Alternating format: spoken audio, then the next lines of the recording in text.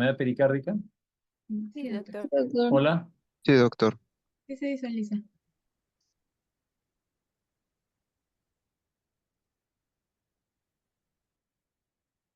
Hola, ¿me escuchan? Acá Manuel dice que sí, ¿no? Ok. Con-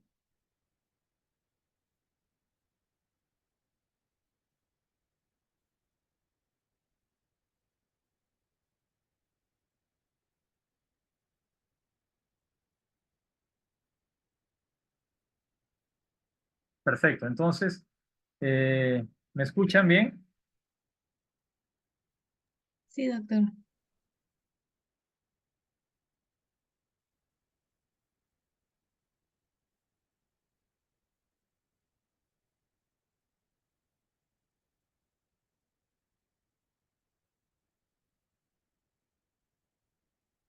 Perfecto. Entonces, comenzamos. Bien. Vamos a hacer un repaso muy breve de la parte anatómica, ¿no? El pericardio es una membrana, ¿no? Fibrocerosa, que como ustedes saben envuelve no solo el corazón, sino también a los grandes vasos, ¿no? Y se continúa luego en el mediastino, ¿no? Ya con esa túnica, esa membrana se continúa, ¿no? Viene del griego epi, alrededor, capsios, corazón, ¿no? Es una membrana que recubre el corazón. Se encuentra en el mediastino medio y tenemos el pericardio fibroso y el pericardio seroso. El fibroso es aquel que es formado por conectivo, tejido conectivo irregular, denso, ¿no? Es un pericardio bastante inelástico, resistente. Y el pericardio seroso, que es aquel que recubre, ¿no? Parietal y visceral recubre, en este caso al miocardio, ¿no? Bien, es un mesotelio plano, escamoso, es un tejido conectivo laxo.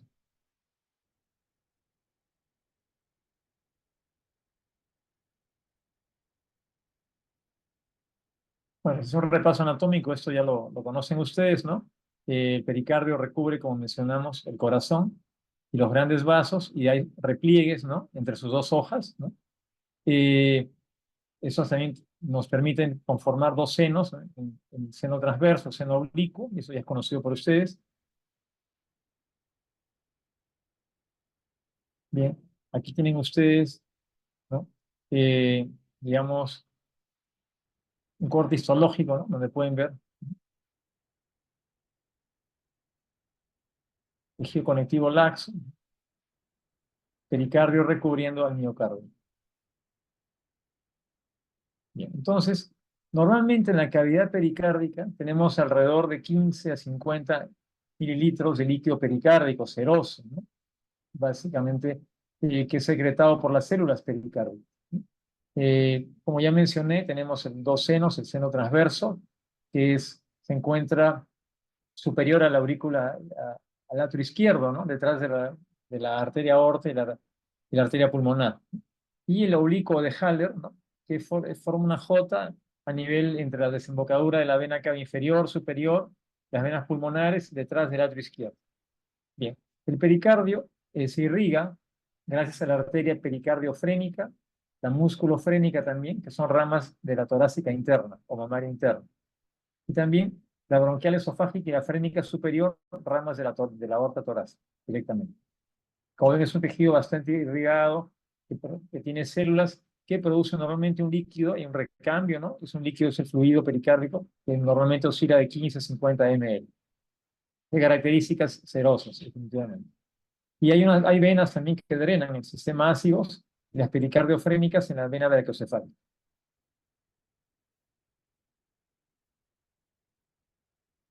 Ahora, la inervación está dada básicamente por los nervios frénicos, vienen de C3 a C5, con inervación somática, dolor, temperatura. Por otro lado, hay fibras vasomotoras postganglionares del tronco simpático y hay una inervación parasimpática a cargo del vago, décimo par.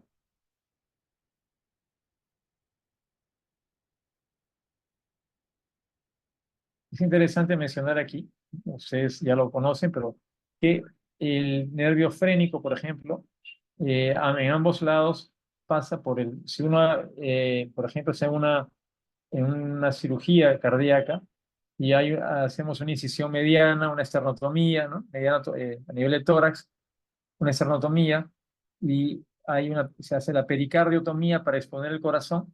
El nervio frénico se encuentra a ambos lados, en la parte, en el tercio inferior, tercio distal, de, del pericardio, a ambos lados. Entonces, eh, puede ese nervio ser lesionado en el acto quirúrgico, sea por una onda de calor con electrocauterio o una lesión directa, ¿no? Hay que tener bastante cuidado también al respecto, ¿no? Porque puede ocasionar, pues, eh, una paresia o parálisis frénica, ¿no? Diafragmática. Bien. Simplemente para que vean ustedes, ¿no? La irrigación, ya lo hemos mencionado, lo vamos a... Aquí, abriendo ya, ¿no? El, el pericardio, miren ustedes cómo hace un repliegue a nivel, ¿no? De la aorta ascendente con el callado, hace un repliegue el pericardio, ¿no? Para tener su hoja parietal y visceral.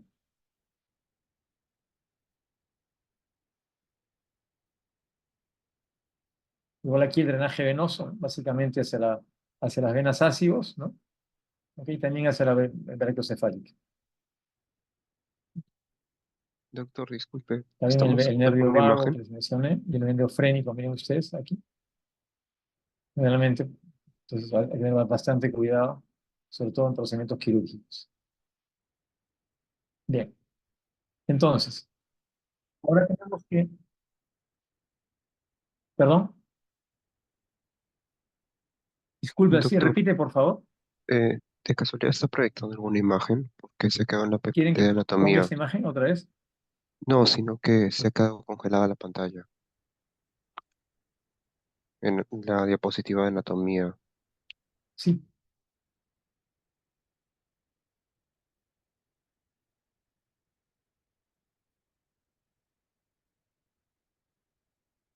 A ver. Ahí se ha quedado acá, ¿correcto? Ya, a ver.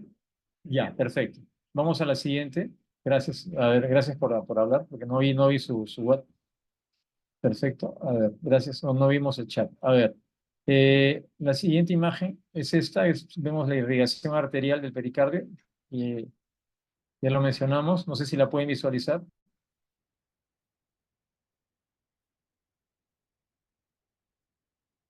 Y la siguiente imagen es los repliegues del pericardio una vez que se apertura pericardio. No sé si lo pueden visualizar, disculpen. No, doctor, no se ve la imagen.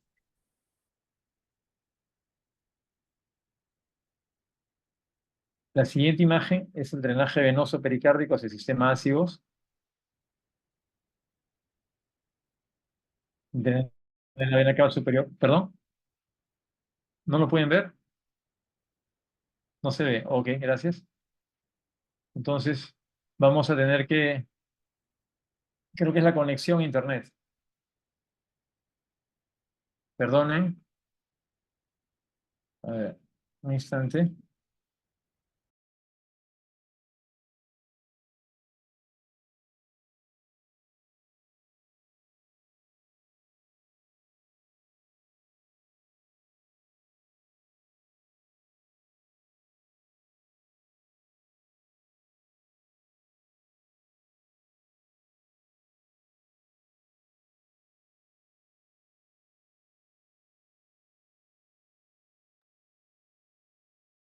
Vamos a ver cómo mejoramos este problema técnico.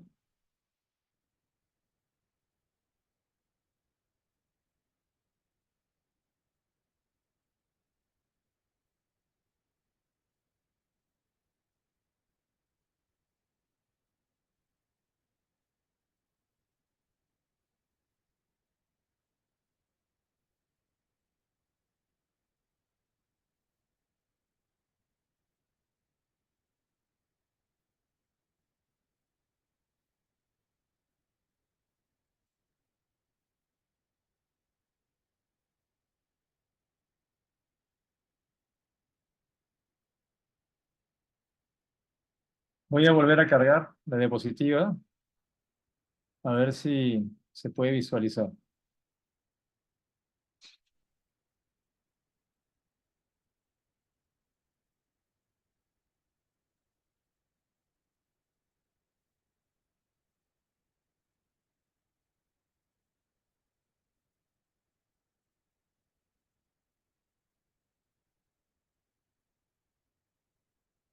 Por favor, doctoras, doctores, nos confirman si se puede visualizar.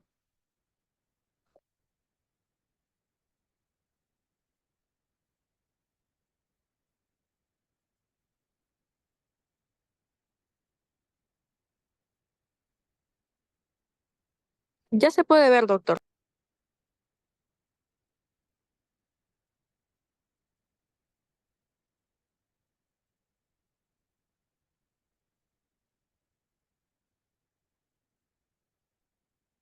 Ya, genial, gracias. Vamos a ver ahora si pueden ver las imágenes. ¿Esta imagen la pueden ver?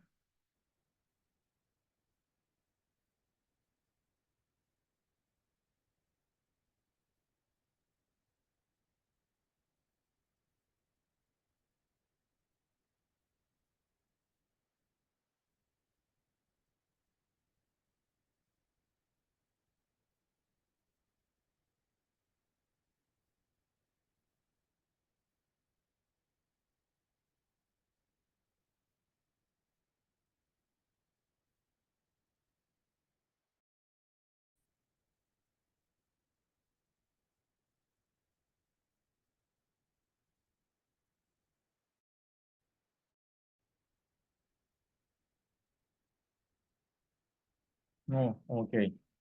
A ver, vamos a seguir, a ver si pueden ver. Tal vez es un problema con la imagen. Ahora pueden visualizar, por favor. Sí, doctor, ya se puede ver. Ok, entiendo.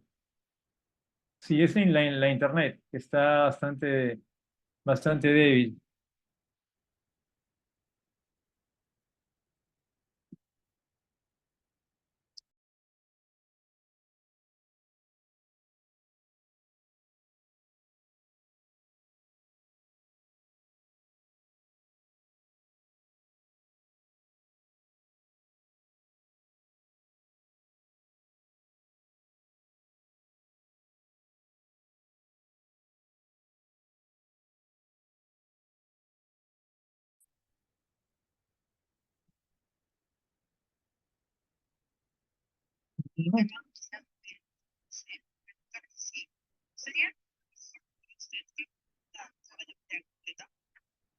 Sí, eso lo que estoy haciendo, pero a ver, voy a intentar ver otra vez. O sea, ya te entendí.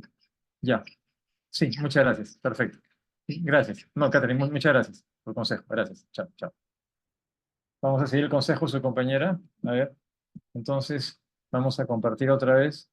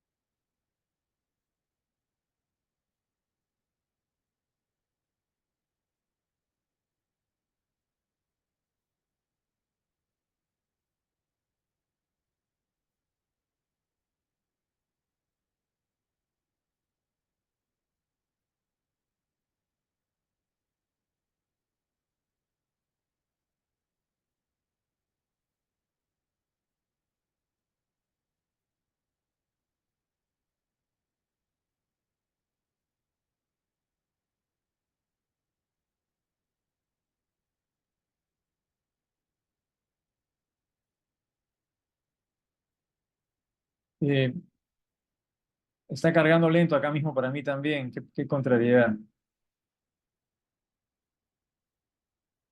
No sé si es la red o acá. Qué contrariedad realmente.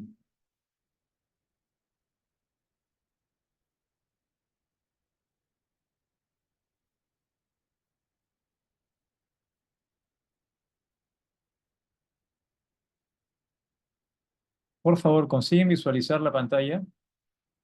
Sí, doctor, sí se ve. ¿Perdón? Sí se ve Sí, la pantalla, genial, doctor. gracias. Ok, bien. Entonces, continuamos. Vamos a...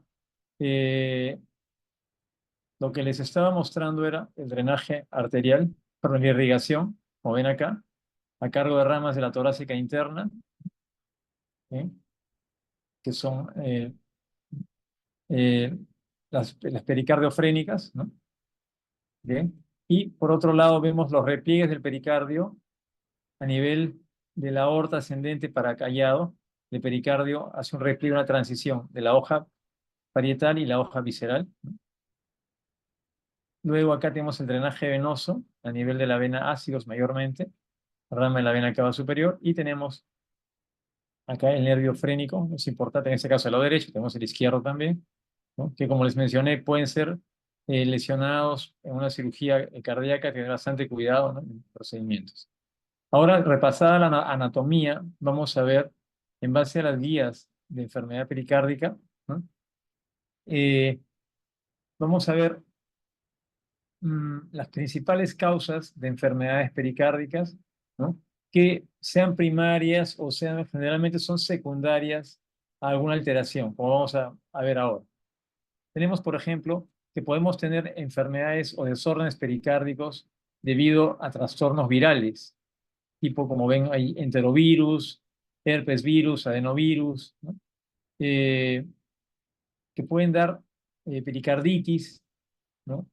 Miocarditis. En un caso reciente es el virus del SARS-CoV-2, ¿no? El COVID-19, ¿no? Que también da, por ejemplo, miocarditis, pericarditis, ¿no?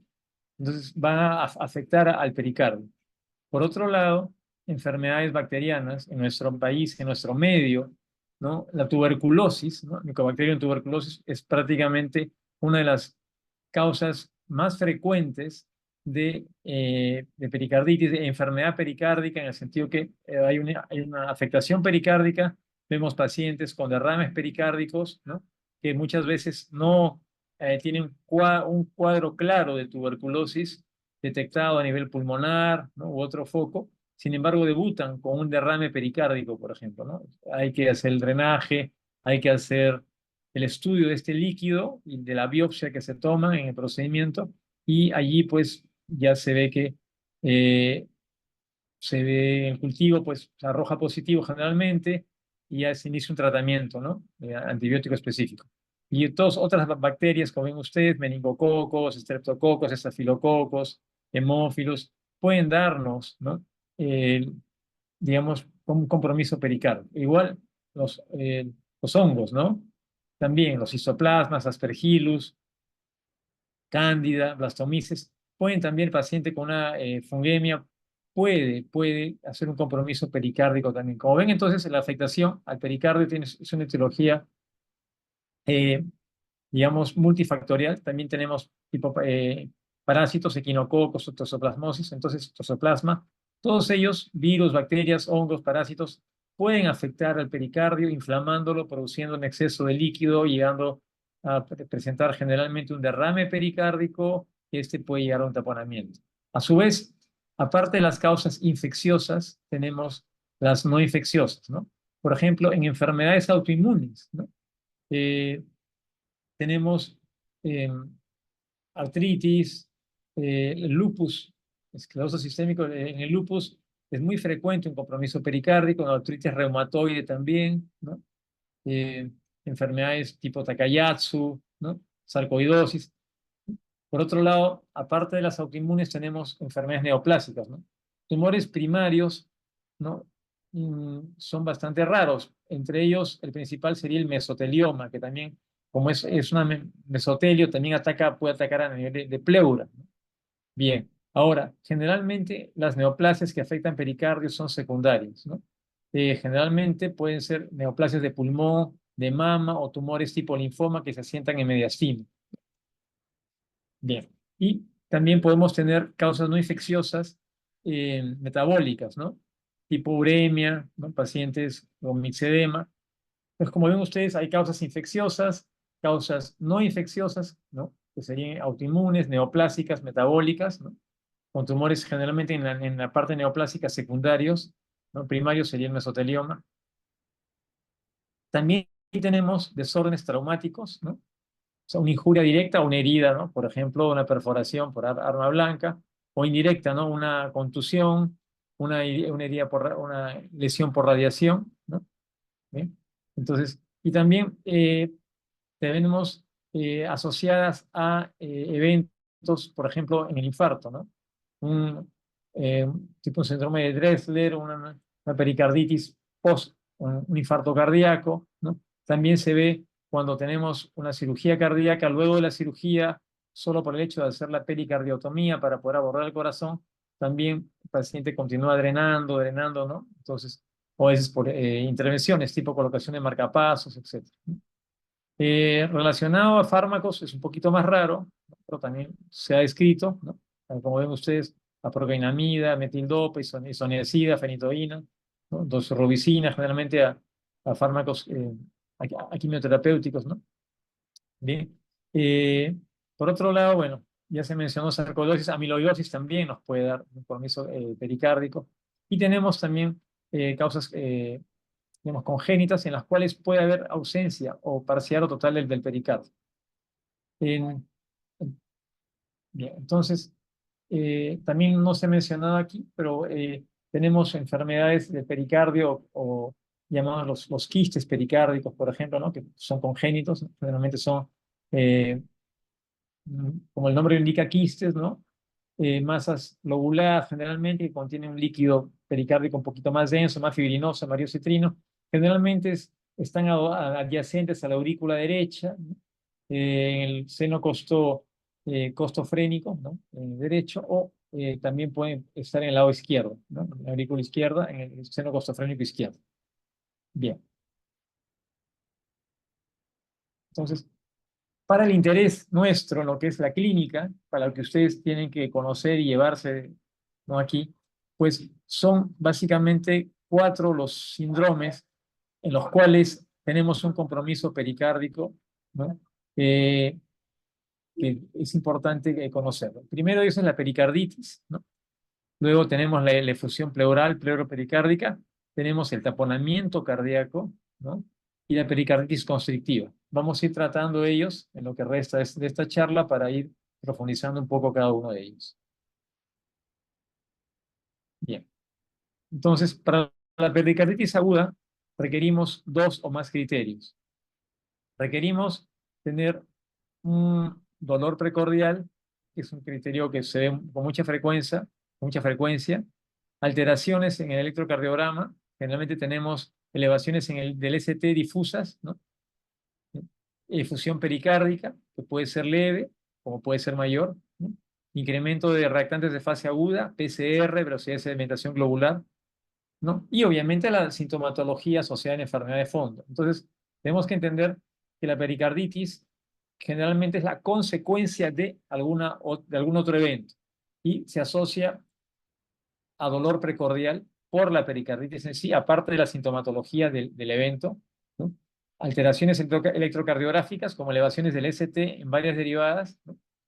Y derrame pericárdico con incremento de reactantes de fase aguda.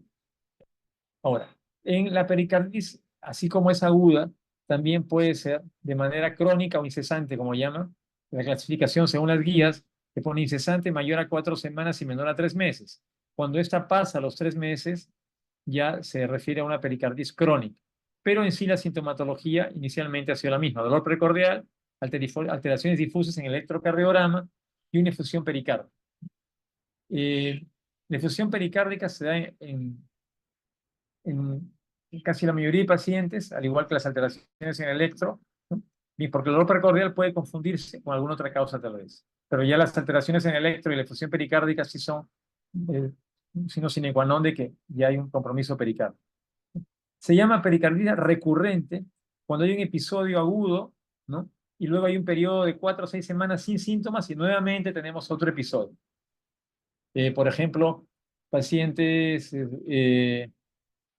en algunos casos, ¿no? Con COVID y con long COVID, ¿no? O COVID largo, ¿no? Entonces, pues que pudieron revertir y luego nuevamente los detectan, como otros también con COVID largo que continúa la pericarditis crónicamente, ¿no?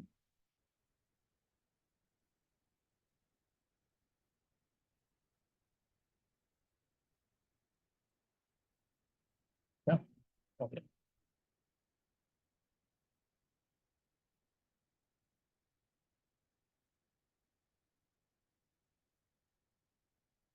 Esto lo ya mencionado, ¿no? Entonces, según las guías, son los criterios, se los he puesto ya en español para entenderlo, que es lo mismo: aguda, incesante o crónica y recurrente.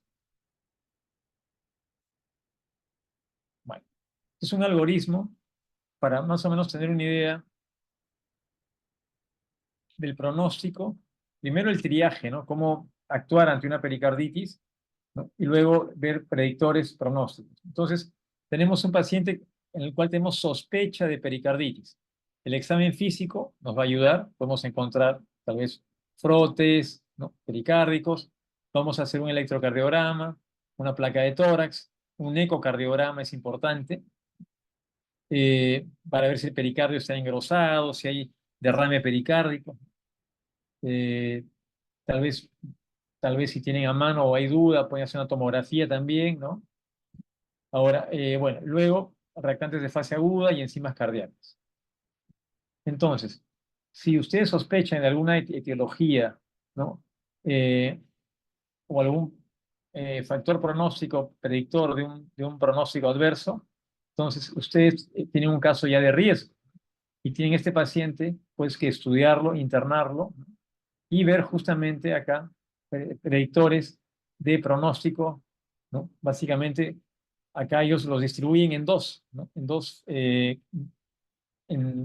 dos tipos de factores de pronóstico adverso: factores mayores y factores menores. Los factores mayores, en el paciente que tenga fiebre mayor de 38, ¿no?, un inicio insidioso, un derrame pericárdico importante que puede llegar a un taponamiento cardíaco, eso vamos a tratarlo posteriormente, ¿no?, y que no responde a aspirina, ¿no?, por lo menos luego de una semana de tratamiento o AINES. Generalmente, la pericarditis, el tratamiento usual es esperar, dar AINES, ¿no?, y esperar que este revierta, que el líquido se reabsorba. No siempre se ve, hay que hacer controles ecocardiográficos seriados y monitorar al paciente para ver, pues, generalmente el síntoma sine qua non es disnea, ¿no? El paciente que siente, por ejemplo, que ya tiene disnea de leve a moderados esfuerzos o que entra en una polipnia, pues hay que internarlo, porque es un paciente que va a requerir, aparte de apoyo oxigenatorio, probablemente un drenaje pericárdico o una pericardiocentesis previamente, ¿no? Bien.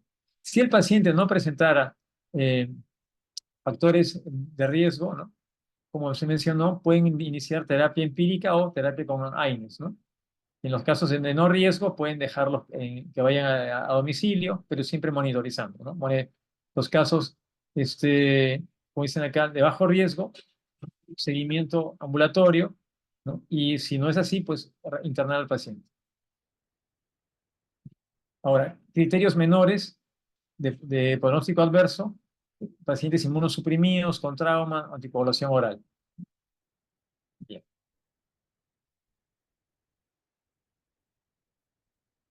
La terapia antiinflamatoria utilizada para pericarditis, ¿no? Básicamente, utilizamos aspirina a dosis bastante elevadas, ¿no?, como ven ustedes acá, por 1 a 2 semanas, ¿no? Y se van bajando las dosis escalonadamente. Podemos usar también ibuprofeno, 600 miligramos cada 8, 1 a 2 semanas.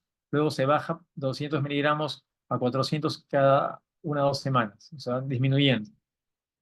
O colchicina también, que se usa, ¿no? 0,5 miligramos una vez y luego 0,5 miligramos por kilo, ¿no?, por 3 meses, ¿no? Entonces, son terapias alternativas para lograr con esto desinflamar, ¿no?, el pericardio, y también se va monitorizando con ecocardiograma FIA, ¿no?, puede ser semanal, ¿no?, ver si el derrame pericárdico ya está cediendo, aparte de la evolución clínica del paciente.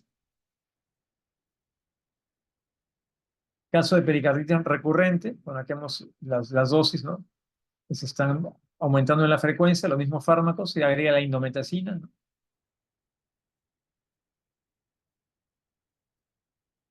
Bien. Ahora, entonces, vamos aquí a ver el algoritmo para el diagnóstico, como ya se mencionó, y de la pericarditis aguda y recurrente. Entonces, drogas de primera línea en el tratamiento, ya diagnosticada la pericarditis, ¿no? con los criterios ya mencionados, ¿no? Anteriormente, aparte de los síntomas, dolor pericárdico, alteraciones en el EKG, paciente con fiebre, ¿no? Bien, entonces, aspirina, AINES o colchicina, bien, restricciones de ejercicio. Y en segunda línea podemos usar los corticosteroides. No están en primera línea, no están indicados de inicio. Cuando la pericarditis recurre, igual tenemos que usar los AINES, aspirina, corticoides, y ya hay terapias, ¿no? Tipo, con otro grado de indicación menor, tipo acetioprina, inmunoglobulinas, ¿no? Y si el paciente es refractario al tratamiento, ¿no? Médico, farmacológico, y continúa con molestias, con derrames pericárdicos que han sido drenados, por ejemplo, con pericardiocentesis, recurre nuevamente al derrame a pesar de recidiva de que ha sido drenado. Entonces el paciente tendría que ser derivado a cirugía, ¿no? Para una pericardiectomía, o sea, hacer una incisión, una esternotomía mediana, ¿no? Y luego entrar y resecar el pericardio, justamente para evitar que el paciente no llegue a un taponamiento cardíaco.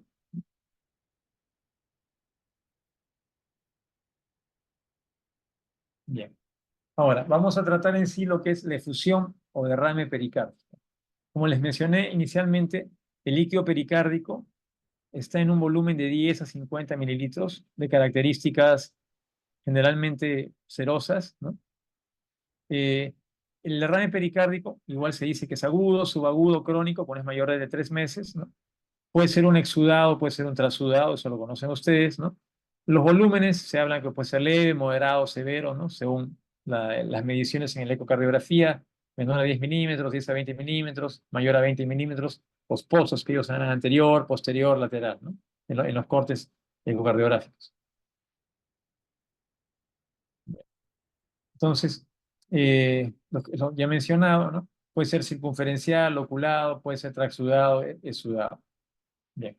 Aquí los criterios de Light que ya son conocidos por ustedes, ¿no? Cuando es un transudado, cuando es un exudado, ¿no?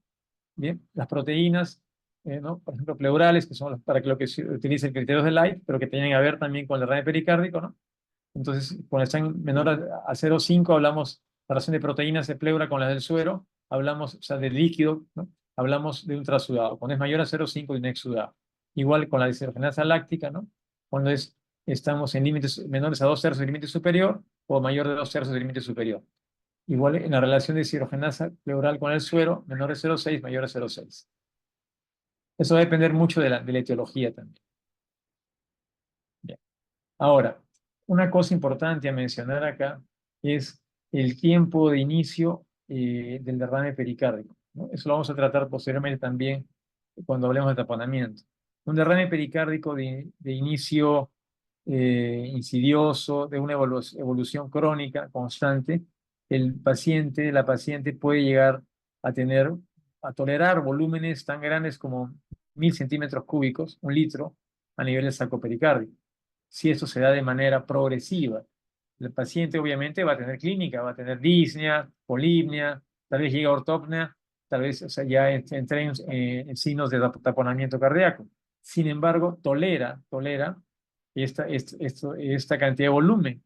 En cambio, si esto se da de manera aguda, con solamente 300 tal vez centímetros cúbicos, con la tercera parte, ya tenemos un paciente que puede estar entrando en un taponamiento cardíaco, ¿no? Entonces, hay que tener mucho cuidado también para el diagnóstico y para la resolución, ¿no? Ver ante qué paciente estamos. Entonces, volviendo a este slide sobre la terapia empírica, ¿no? Antiinflamatoria, bueno, dice persona de pericarditis, entonces lo primero es ver si estamos sospechando de taponamiento, que vamos a tratar al final. Entonces, si sospechamos taponamiento, hay que hacer pericardiocentesis. Eso vamos a verlo. Y obviamente con ese estudio, ese líquido, se hacen todos los estudios, aparte para PAP, para cultivos, BK y todos los estudios laboratoriales necesarios para ver la etiología. También paralelamente se ven marcadores reactantes de fase aguda, ¿no? Y se inicia pues el tratamiento antiinflamatorio.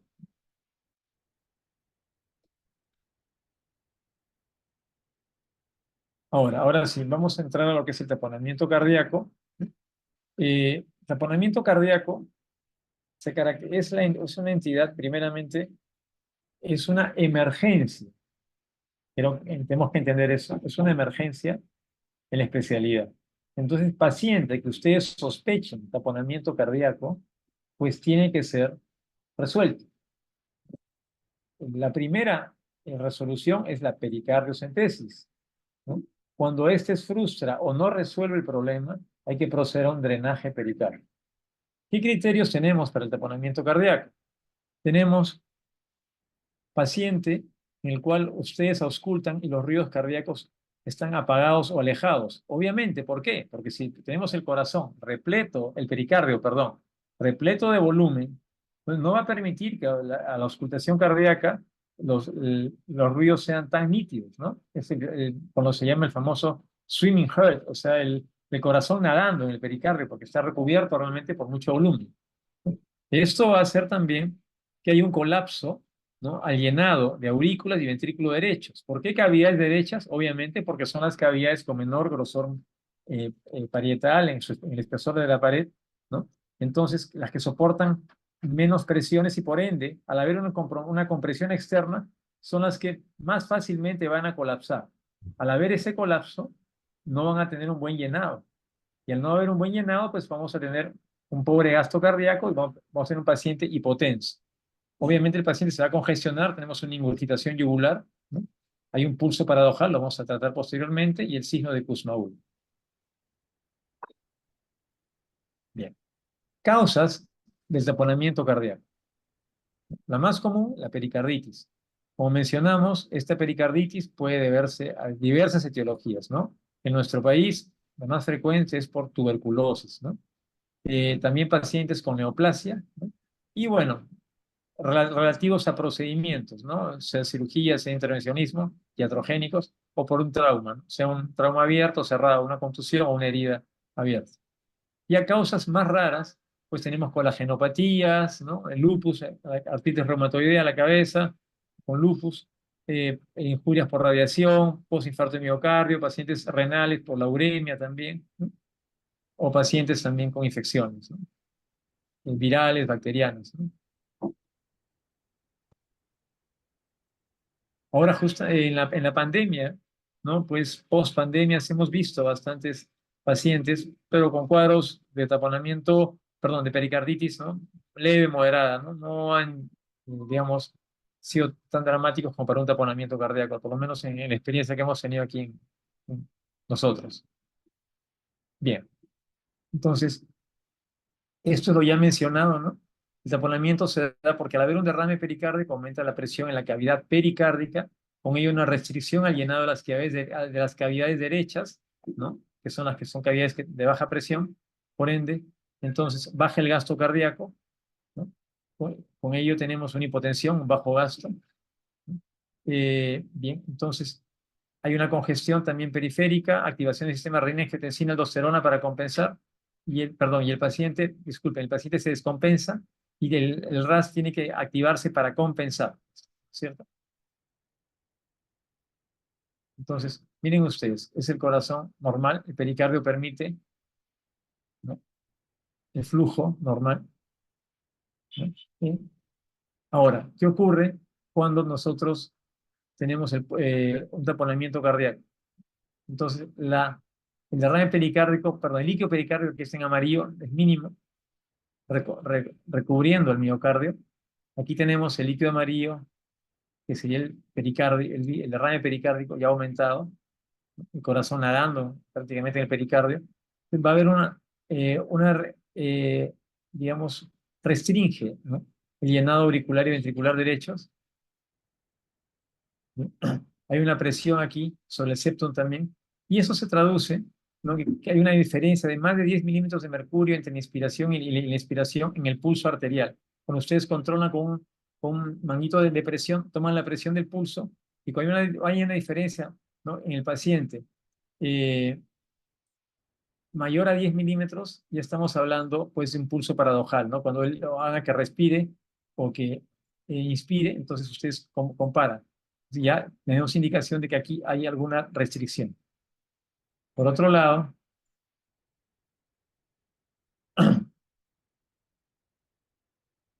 tenemos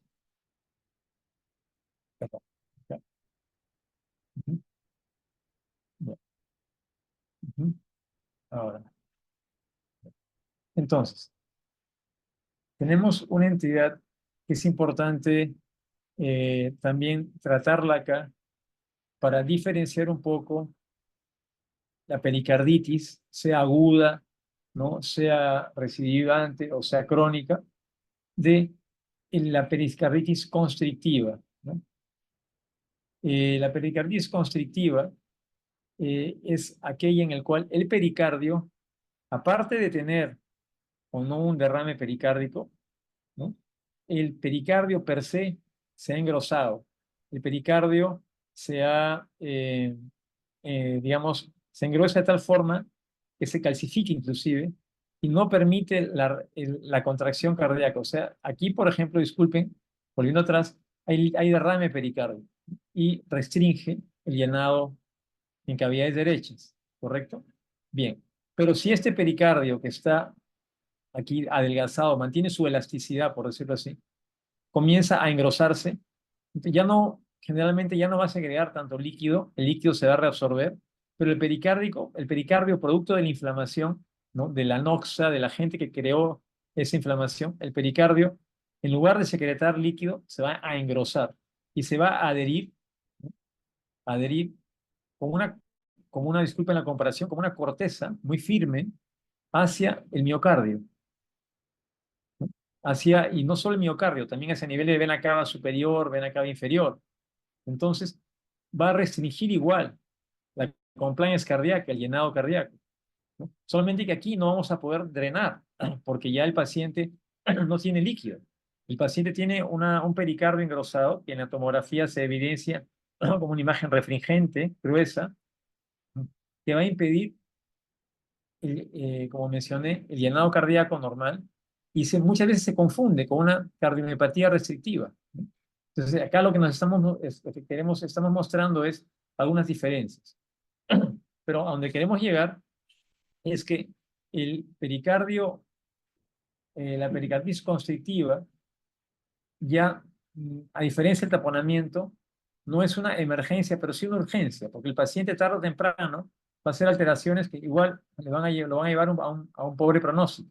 Y ese paciente tiene que ir a una cirugía programada, generalmente, para la liberación de esas adherencias, ¿no? Digamos, pericárdicas, ¿no? Y es una cirugía bastante cruenta, muchas veces con ayuda de circulación extracorpórea, porque las adherencias son tales que muchas veces solamente por el intentar retirar este pericardio que está adherido, es como que si hubiese, disculpen la comparación, como que hubieses colocado una goma a una cola y luego pegado el pericardio, es para liberar esto, muchas veces se lesiona el tejido miocárdico, hay que repararlo, ¿no? Es una cirugía bastante cruenta, pero es necesario porque si no el paciente también va a estar con alteraciones, ¿no? De alienado y con bajo gasto, y se va a comportar como un paciente prácticamente que estuviera en fallo. Entonces, esto también cuando vean en la tomografía o en el ecocardio una imagen de un pericardio engrosado y con poco líquido, piensen que había una pericarditis, pero que ha evolucionado hacia una pericarditis constrictiva.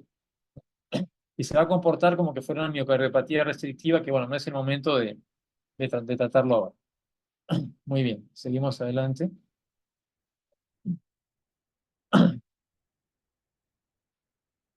Entonces, aquí básicamente la terapia para la pericarditis constrictiva, ¿no? Es igual, terapia de 2 o 3 meses para terapia empírica, antiinflamatorios, ¿no? Pericardiocentesis si hubiera líquido, y básicamente la terapia, el gol estándar es la pericardiectomía. En pacientes que ya la terapia médica, pues no, generalmente no, ya como se detectan en esos casos es un poco tardío, entonces tenemos que ir a una cirugía. Bien. Ahora, vamos a hablar un poquito sobre lo que es perdón.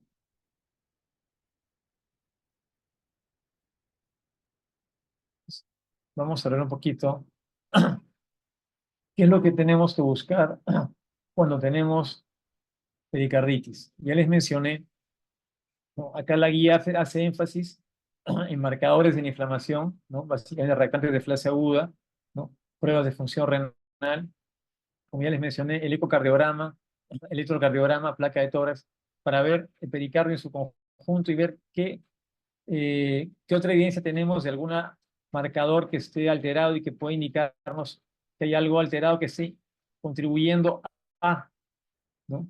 a de alguna forma generar una inflamación en el pericardio. Bien. Si no nos basta con el electro, con la clínica y con los marcadores serológicos, pues podemos llegar a una tomografía o una resonancia, ¿no? Y obviamente el examen de líquidos, si se hace la pericardiocentesis, es fundamental, ¿no?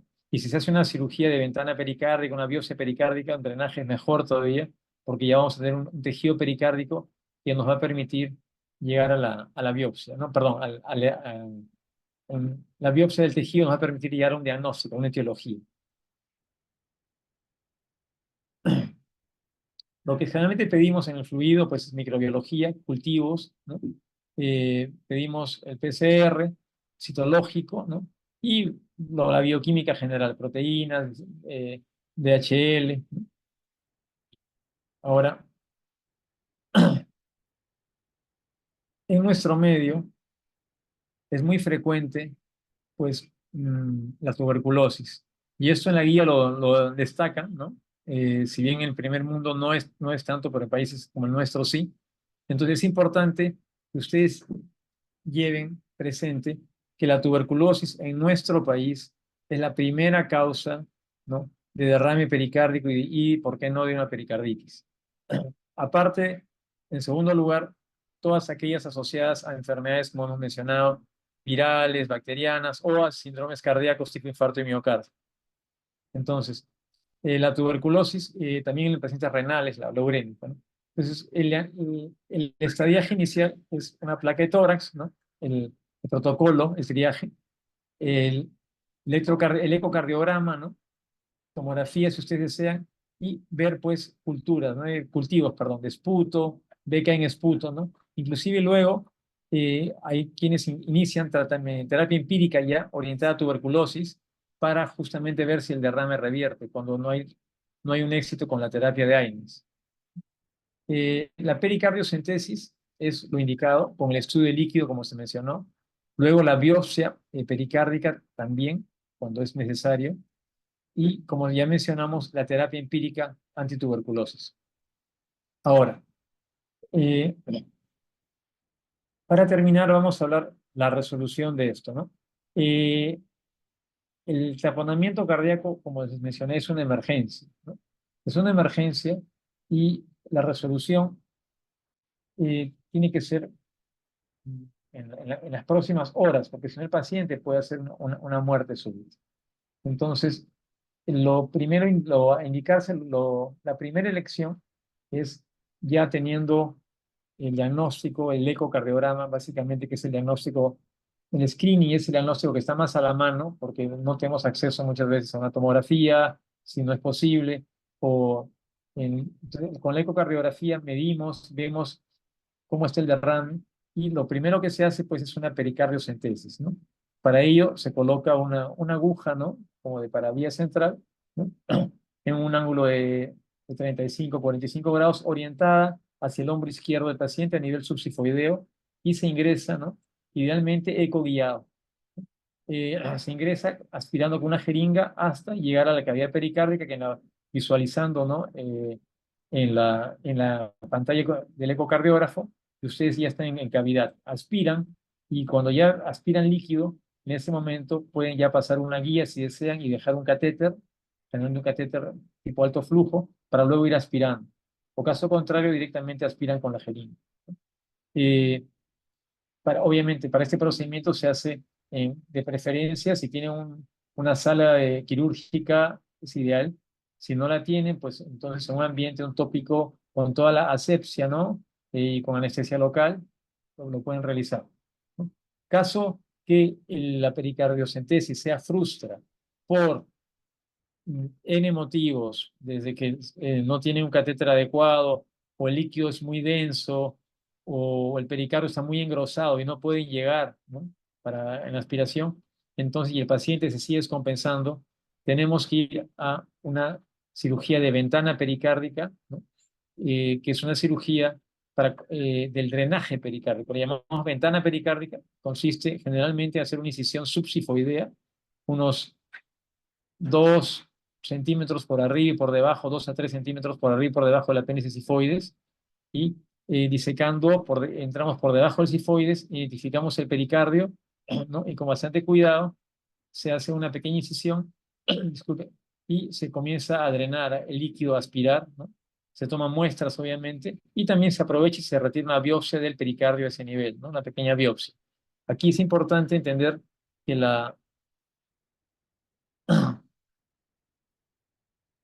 perdón, que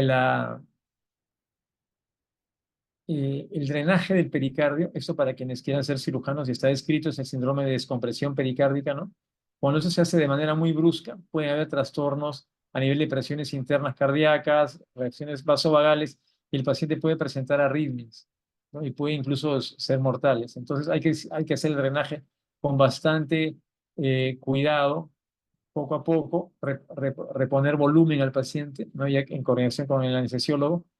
Posteriormente, una vez drenado todo el paciente, toda la cavidad pericárdica, ya dejamos un drenaje, ¿no? Por contrabertura, un drenaje, y se cierra la incisión. Esa es la famosa ventana pericárdica, ¿no?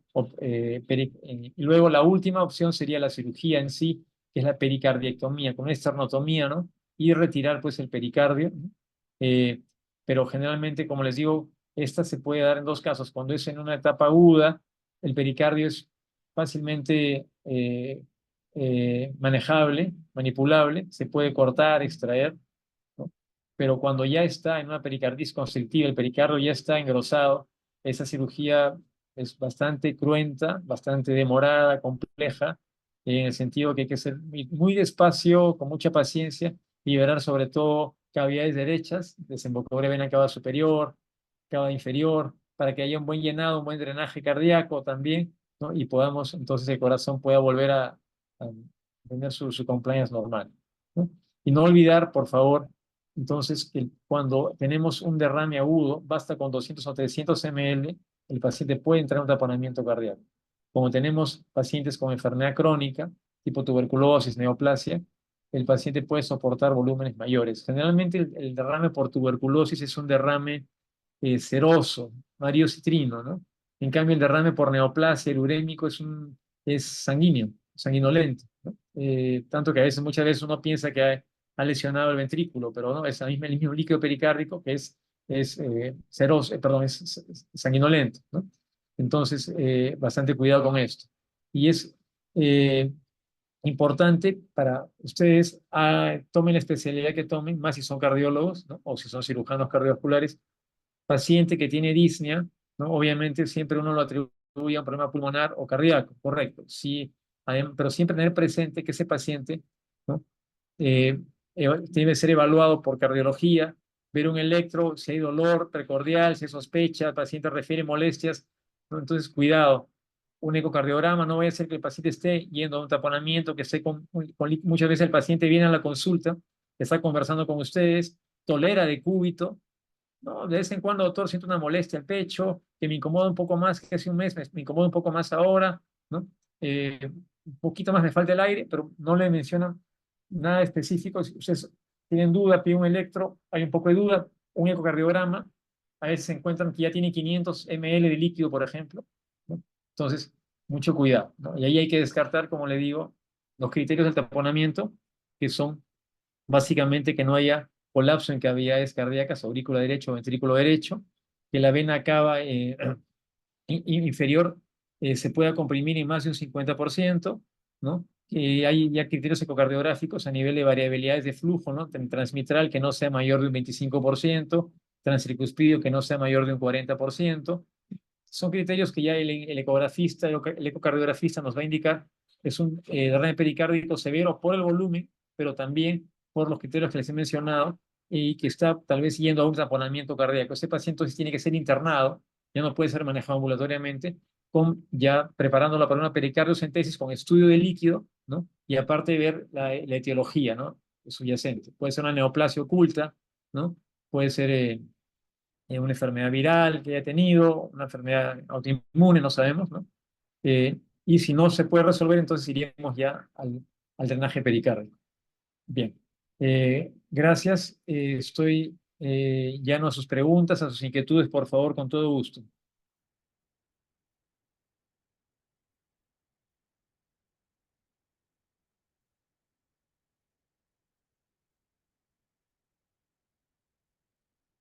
Hola, ¿están ahí todavía? Sí, doctor, todo claro. Todo claro, doctor. ¿Alguna pregunta? No, doctor, todo claro. Muchas gracias. Gracias a ustedes. Bueno, espero que les haya sido de provecho esta charla. Que estén bien y muchos éxitos a todos ustedes, pues. Que estén bien. Muchas gracias. Buenas tardes. Gracias, Adiós. doctor. Buenas tardes.